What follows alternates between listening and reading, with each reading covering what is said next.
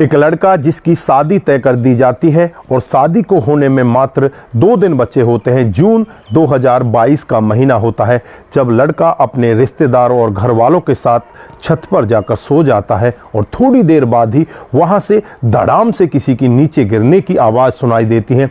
तुरंत ही रिश्तेदार और जो घर वाले होते हैं आनन फानन में नीचे जाकर देखते हैं तो जो गिरने वाला होता है कोई और नहीं, वही दूल्हा होता है जिसकी 2 दिन बाद शादी होने वाली होती है। आनन फानन में ही उसे हॉस्पिटल में ले जाया जाता है और हॉस्पिटल में जाने के बाद पता चलता है कि उसके एक पैर में फ्रैक्चर आ चुका है। अब लगभग 10 से 15 दिन उसे यहीं हॉस्पिटल में रहना पड़ेगा।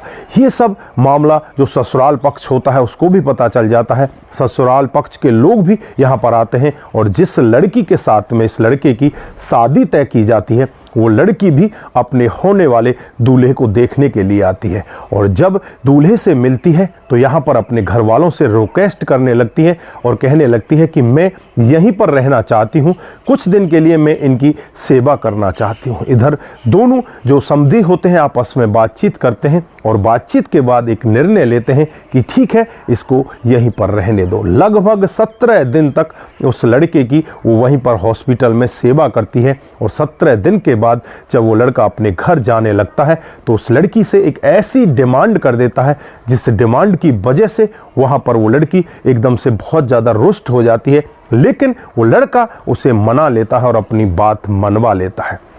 लेकिन उसके बाद जब होता है वहाँ पर इतना बड़ा कांड, अगर आप भी पूरा मामला सुनोगे तो एक बार के लिए आप भी सोचने के लिए मजबूर हो जाओगे कि आखिरकार इस लड़की के साथ में ऐसा इस लड़के ने क्यों किया था। आइए दोस्तों जानते हैं पूरा मामला क्या था। नमस्कार, जय हिंद। आप देख रहे हैं APH न्यूज़ राहुल रावत के साथ। तो दोस्तों आज की जो हकीकत की घटना आपको बताने जा रहा हूं, हरियाणा में एक जिला पड़ता है भिवानी। ये भिवानी की ही हकीकत की घटना है। यहाँ पर रोहित नाम का एक लड़का जिसकी शादी होने वाली होती है, घर में बड़ी ही धूमधाम से तैयारियां चल रही होती हैं। जून 2022 का समय होता है, शादी को होने में मात्र 2 दिन बचे होते हैं। जो लड़का होता है रोहित अपनी छत पर जाकर सो जाता है, वहीं पर उसके रिश्तेदार भी सो रहे होते हैं। लेकिन जब उसकी नींद लग जाती है, पता नहीं वो वहां से कैसे नीचे जमीन में गिर जाता है और जैसे ही जमीन में गिरता है धड़ाम की आवाज़ सुनाई देती है। जो घराती होते हैं और जो बाहर वाले लोग होते हैं, रिश्तेदार होते हैं, तुरंत ही नीचे जाकर देखते हैं तो सभी शोर मचाने लगते हैं कि दूल्हा तो नीचे गिर गया। अब तुरंत ही आनन फानन में उसे नज़दीकी एक प्राइवेट हॉस्पिटल में ले जाया जाता है। वहाँ पर डॉक्टर साहब जब चेकअप करते हैं तो उसके एक पैर में जो हड्डियां हैं वो टूटी मिलती हैं, यानी कि पैर में फ्रैक्चर आ जाता है। अब उसे हॉस्पिटल में भर्ती करा दिया जाता है। 2 दिन के बाद शादी होनी है, लेकिन अभी वो शादी योग्य नहीं है। जब इस सब के बारे में जो उसका ससुराल पक्ष होता है उसको पता चलता है, जो लड़की होती है वो भी अपने घर वालों से जिद करने लगती है कि मैं भी उसे देख कर आऊँगी। दोस्तों उसके बाद लड़की भी अपने घर वालों के साथ उस लड़के को देखने के लिए हॉस्पिटल में पहुंच जाती है और वहां उस लड़के की हालत को देखकर उस लड़की को इतनी चिंता होने लगती है, वो लड़की अपने घर वालों से कहने लगती है कि मैं इनके साथ ही रहना चाहती हूं, मैं इनकी देखरेख करना चाहती हूं। यहाँ पर जो दोनों समधी होते हैं आपस में बातचीत करते हैं और बातचीत करके एक फैसला लेते हैं कि ठीक है, इसे यहीं पर इसकी देखरेख के लिए छोड़ दो। इसी तरह से वहाँ पर समय बीतता रहता है। इसी तरह से धीरे धीरे करके टाइम बीतता रहता है और इन टाइम में वो कभी तो अपने प्यार की बातें किया करती, कभी पिछले जीवन की बातें करते, तो कभी आने वाले भविष्य के बारे में वो सोचने लगते। वो कहने लगते कि आगे हमारे बच्चों का क्या भविष्य होगा, किस तरह से हम आगे अपने बच्चों को पढ़ाएंगे लिखाएंगे, उनके बारे में वो आपस में बातचीत करते रहते। इसी तरह से लगभग धीरे धीरे करके 15 दिन का समय बीत जाता है और जो डॉक्टर साहब होते हैं वो दौरे पर आते हैं और दौरे पर आकर जब उस लड़के को देखते हैं और उससे कहने लगते हैं कि अब तो तुम्हारा पैर काफ़ी ठीक हो चुका है, परसों तुम्हारी छुट्टी कर दी जाएगी।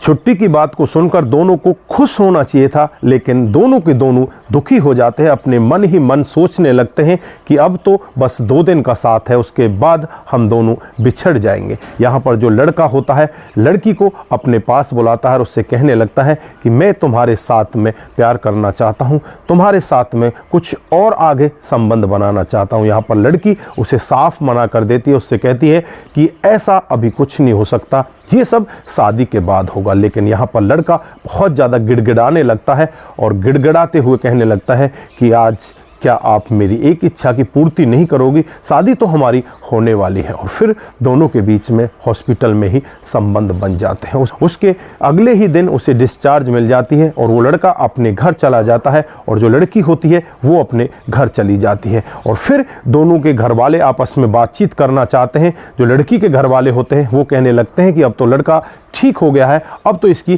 शादी की डेट फिक्स कर देनी चाहिए और इन दोनों की शादी कर देनी चाहिए। लेकिन यहाँ पर जो लड़का होता है उसके मंसूबे बदलने लगते हैं। लड़का अपने घर वालों से साफ मना कर देता है कि मैं उस लड़की के साथ में शादी नहीं करना चाहता, वो तो बदचलन है। इस तरह से उसके ऊपर आरोप लगाता है। घर वाले कहने लगते हैं कि तू बेवकूफ़ हो चुका है, तू पागल हो गया है। वो लड़की शादी से पहले तेरा इतना ख्याल रखती है, शादी से पहले तुझे हॉस्पिटल में 17 दिन तक लेकर रहती है, तेरी हर तरह से देख रेख करती है, और तू कहता है कि वो लड़की बेकार है, मैं उससे शादी नहीं करना चाहता, वो लड़की अनपढ़ है इसलिए मैं उससे शादी नहीं करना चाहता। इस तरह के उसके ऊपर वो आरोप लगाता है और आरोप लगाने के बाद वो चुपचाप अपने घर में बैठ जाता है। इधर जो सामने वाले होते हैं लड़की के पक्ष वाले, वो इनके पास फ़ोन करते हैं तो यहाँ से साफ जवाब मिलता है कि हमारा लड़का तैयार नहीं है। वो कहता है कि लड़की अनपढ़ है और अनपढ़ लड़की के साथ में मैं शादी नहीं करना चाहता। उसके बाद धीरे धीरे कुछ समय और बीत जाता है। जो लड़की पक्ष होता है उनका रो रो कर बुरा हाल होता है, लड़की का भी रो रो कर बुरा हाल होता है। लड़की कहने लगती है कि भगवान, मैंने ऐसा क्या बुरा किया है जो मेरे साथ में इतना बुरा हुआ है? मैंने तो उसके साथ में हर समय अच्छा ही किया था, लेकिन पता नहीं वो किस लिए मना कर रहे हैं। उसके बाद ये समय धीरे धीरे और बीत जाता है। 2023 आ जाता है और 2023 में इस लड़के की दूसरी लड़की से शादी तय हो जाती है। शादी होने वाली होती है। शादी में मात्र 5 दिन बचे होते हैं और जैसे ही शादी में 5 दिन बचे होते हैं, ये लड़का बाइक लेकर कहीं पर जा रहा होता है। रास्ते में इसका एक्सीडेंट हो जाता है और एक्सीडेंट भी इस कदर होता है, इसका जो दूसरा पैर होता है वो पैर टूट जाता है। फिर ये लड़का हॉस्पिटल में पहुंच जाता है, दोबारा से उसी हॉस्पिटल में पहुंच जाता है जिसमें ये पहले भर्ती हुआ था। अब यहाँ पर फिर रिश्तेदारों में हलचल मच जाती है। सभी लोग इसे देखने के लिए आने लगते हैं और जो इसका ससुराल पक्ष होता है, जिस लड़की के साथ में इसकी शादी तय हुई होती है, उस लड़की को उसके घर वाले फोर्स करके वहाँ पर लेकर आते हैं। और ये लड़की यहाँ पर आने के बाद इसकी तरफ देखती भी नहीं, बस यहाँ हॉस्पिटल में आने के बाद वो वापस चुपचाप चली जाती है। ये लड़का इस लड़की की तरफ देखता रह जाता है कि ये लड़की आएगी और मेरी इसी तरह से सेवा करेगी, लेकिन यहाँ पर ये लड़की ऐसा नहीं करती और वो लड़की चुपचाप चली जाती है।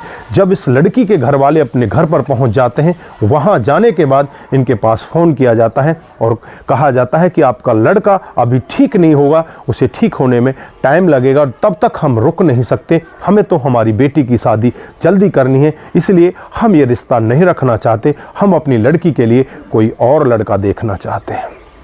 दोस्तों, उस लड़के की हालत क्या होगी उस समय जब इस तरह का वाक्य वहाँ पर होता है? वो लड़का मन ही मन रोने लगता है और उसी लड़की को याद करने लगता है। जो इसके घर वाले होते हैं वो भी इस लड़के को ताने मारने लगते हैं और कहते हैं कि देख, तेरी हालत अब कैसी हो चुकी है। तू एक समय वो भी था जब तेरी होने वाली दुल्हन तेरे लिए 17 दिन तक यहाँ पर रही और तूने उसी दुल्हन को ठुकरा दिया। अब एक दुल्हन ये भी देख ले जो तेरे रिश्ते करने से भी तेरे पैर टूटने की वजह से मना करके चली गई है।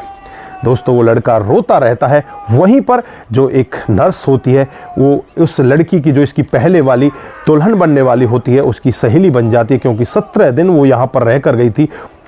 वो नर्स तुरंत ही उस पहली वाली लड़की के पास में फ़ोन करती है और कहती है कि जो तेरा पति होने वाला था वो फिर से इसी हॉस्पिटल में आ गया, उसका फिर से पैर टूट गया है। वो लड़की भी इसे सबक सिखाना चाहती थी, इसलिए वो अपने मुंह पर ढाटा बांधकर यहाँ पर पहुँच जाती है। और यहाँ आने के बाद जो इस लड़के की माँ होती है उसके पैरों की तरफ हाथ लगाती है और फिर इस लड़के की तरफ देखने लगती है। वो लड़का तुरंत ही उस लड़की को पहचान जाता है और पहचान कर भबक भबक कर रोने लगता है और कहने लगता है कि मुझे माफ़ कर दो, मुझसे बहुत बड़ी गलती हुई है। लेकिन यहाँ पर वो लड़की कहने लगती है कि मैं तुम्हें माफ़ करने वाली कौन हूँ? फिर वो लड़का कहता है कि भगवान ने मेरे साथ में सही किया है, मैं इसी योग्य हूँ। फिर जो माँ वहाँ पर बैठी होती है उस लड़की की तरफ देखने लगती है और कहने लगती है कि बेटा तुम कौन हो और ये मेरा बेटा इस तरह की बात तुमसे कैसे कह रहा है। उसके बाद जब वो लड़की अपने मुंह से नकाब उतारती है जो महिला वहाँ पर बैठी होती है, उस लड़के की माँ, वो उसके पैरों की तरफ गिर जाती है और कहने लगती है कि बेटा हमें माफ़ कर दो, हमसे बहुत बड़ी गलती हुई है।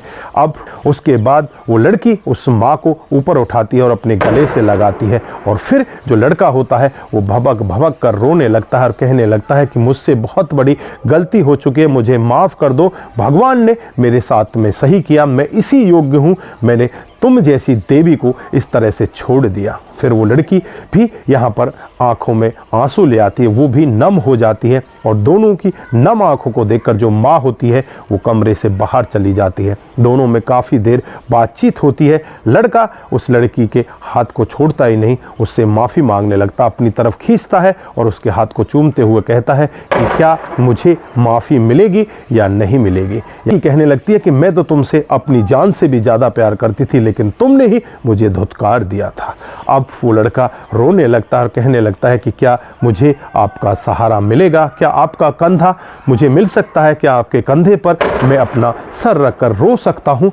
तो लड़की भी भावुक हो जाती है और कहने लगती है कि ठीक है, आप मेरे कंधे पर सर रखकर रो सकते हो। उसके बाद उस लड़की के घर वालों को बुला लिया जाता है। यहाँ पर इस लड़के के घर वाले भी आ जाते हैं, दोनों की आपस में बातचीत होती है। जो लड़के के घर वाले होते हैं वो लड़की के घर वाले से माफ़ी मांगने लगते हैं, रोते हुए कहने लगते हैं कि हमें माफ़ कर दो, हमें भगवान ने इसका फल दे दिया, जैसा हमने कर्म किया था उसका फल भगवान ने हमें दे दिया है, आप हमें कृपया करके माफ़ कर दीजिए और हमारे बेटे को अपना लीजिए। आज हम खुद आपकी बेटी को मांग रहे हैं, हमारे बेटे को आप अपना लीजिए। उसके बाद जो लड़की के घर वाले होते हैं अपनी लड़की से बातचीत करते हैं, लड़की भी तैयार हो जाती है और फिर नवंबर 2023 में दोनों की बड़ी धूमधाम से शादी कर दी जाती है। शादी के बाद दुल्हन अपने घर अपने परिवार में पहुंच जाती है और उसके बाद वो हंसी खुशी रहने लगती है। दोस्तों, ये कहानी आपको कैसी लगी? अगर आपको जरा सी भी इंटरेस्टिंग लगी तो एक बार दोस्तों के साथ जरूर शेयर करके जाइए और अपने कर्मों पर विशेष ध्यान रखिए। जैसा आप कर्म करोगे, जैसा आप बीज बोओगे, उसी तरह की आप फसल काटोगे। तो दोस्तों, यहाँ पर इस लड़के ने उस लड़की के साथ गलत किया था, लेकिन परमात्मा को ये सब मंजूर नहीं था। परमात्मा ने उस लड़के के साथ में वैसा ही कर दिया जैसा वो चाह रहा था। तो दोस्तों, अपने कर्मों का विशेष ध्यान रखें और किसी के साथ में भी इस तरह से गलत ना करें, नहीं तो किसी के साथ में भी ऐसा हो सकता है। तो दोस्तों, अपना ख्याल रखें, अपने परिवार का ख्याल रखें, सतर्क रहें, सावधान रहें और अपने आप का विशेष ध्यान रखें। नमस्कार, जय हिंद, जय भारत।